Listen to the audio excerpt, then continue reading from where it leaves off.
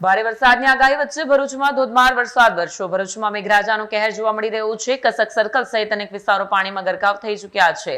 દિવાલ ધરાશાયીથી વાહનોને નુકસાન થયાની ઘટના પણ સામે આવી છે। ભરૂચ શહેરમાં હવામાન વિભાગની ભારે વરસાદની આગાહીને પગલે ગુરુવાર મોડી રાતથી શરૂ થયેલા વરસાદે શહેરના અનેક નીચાણવાળા વિસ્તારોમાં પાણી ભરાવાની સ્થિતિ સર્જી હતી।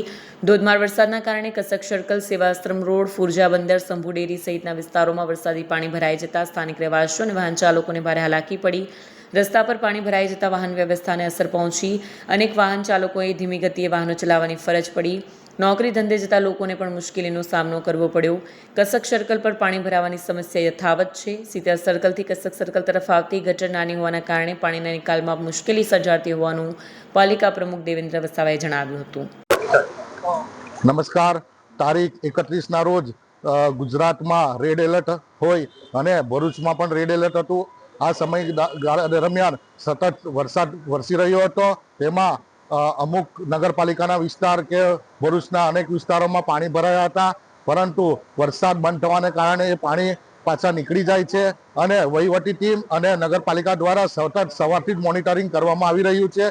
આ મોનિટરિંગની વચ્ચે કોઈ વિસ્તારના માં એવા પ્રશ્નો ઉપસ્થિત નથી થયા કે ઘરમાં પાણી ભરાયા હોય, અને ઘરમાં પાણી જો ભરાયા હોય તો કંટ્રોલ નંબર પર ફોન કરી અને ઇમરજન્સી સેવા ચાલુ છે, તો આપની વચ્ચે સતત નગરપાલિકા અને વહીવટીની ટીમ કાર્યરત રહેશે। આવનારા સમયમાં ગટર મોટી કરવાની કામગીરી હાથ ધરવામાં આવશે તેમ જણાવ્યું। દરમિયાન કસક સર્કલ પર ગટરનું પાણી મુખ્ય માર્ગ પર ફરી વળતા વાહન ચાલકો રાહદારીઓ પરેશાન થયા। આ તરફ ભારે વરસાદ વચ્ચે પોલીસ જવાનો દ્વારા પ્રશંસનીય કામગીરી નજરે પડી। પાણીમાં અટવાયેલા વાહન ચાલકો લોકોને મદદ કરવામાં આવી। બીજી તરફ કસક નવીનગરી વિસ્તારમાં ભારે વરસાદના કારણે દિવાલ ધરાશાયી થઈ। દિવાલ નીચે 4 થી 5 વાહનો દબાઈ જતા વાહનોને ભારે નુકસાન થયું। વરસાદની સ્થિતિને ધ્યાનમાં રાખી જિલ્લા વહીવટીતંત્ર એલર્ટ મોડ પર રહ્યું।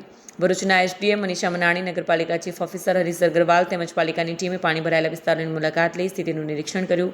પાણીના ઝડપી નિકાલ માટે જરૂરી સૂચના આપી। સવારે વરસાદનું જોર ઘટતા પાણી ધીમે ધીમે ઓસરવા લાગ્યા। જોકે હવામાન વિભાગ દ્વારા આગામી સમયમાં ભારે વરસાદની શક્યતા વ્યક્ત કરવામાં આવતા તંત્ર દ્વારા લોકોને સાવચેતી રાખવા અને બિનજરૂરી બહાર ન નીકળવાની અપીલ કરવામાં આવી છે। હવામાન ખાતાની ભરૂચ વિસ્તારની અંદર જે રેડ એલર્ટની આગાહી છે એને ધ્યાને લઈને ભરૂચ નગરપાલિકાની સમગ્ર ટીમ એલર્ટ મોડમાં છે।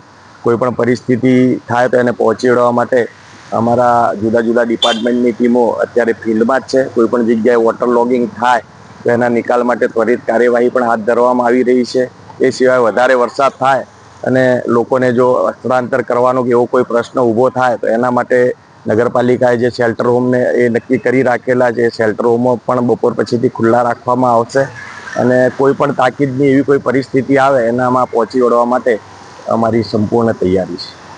વિડીયો જર્નાલિસ્ટ સુરેન્દ્ર પાટીલ સાથે સત્યા ટીવી ન્યૂઝ ભરૂચ।